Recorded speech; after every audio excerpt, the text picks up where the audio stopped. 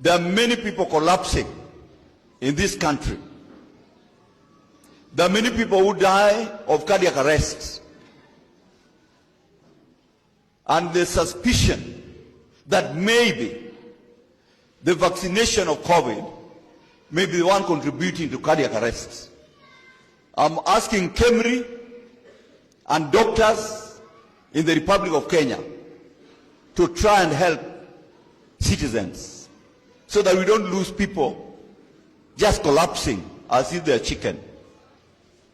It is important our researchers to be able to help the population so that Kenyans can live in peace.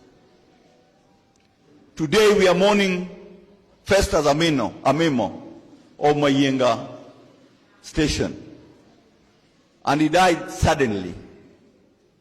This is why, in my thinking, I believe as a country we can do better in terms of redressing COVID-related effects.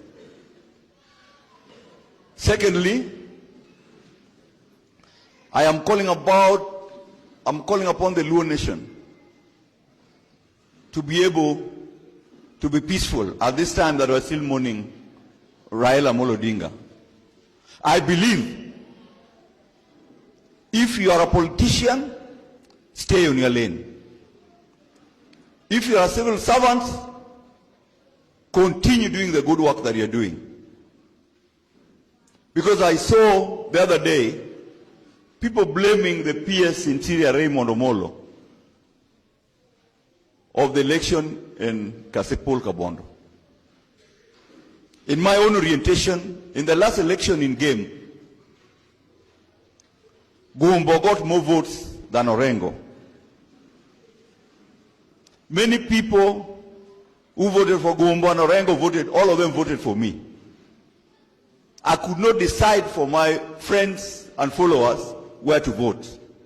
And I think it's wrong to insinuate that the PS Interior could have been the reason why there was chaos in Kasipul. That's not true.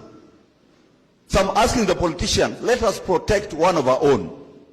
Why do you want Raymond's job to be terminated? For what? What will you gain? Do you want to employ your sister? Do you want to employ your brother? That nonsense must end.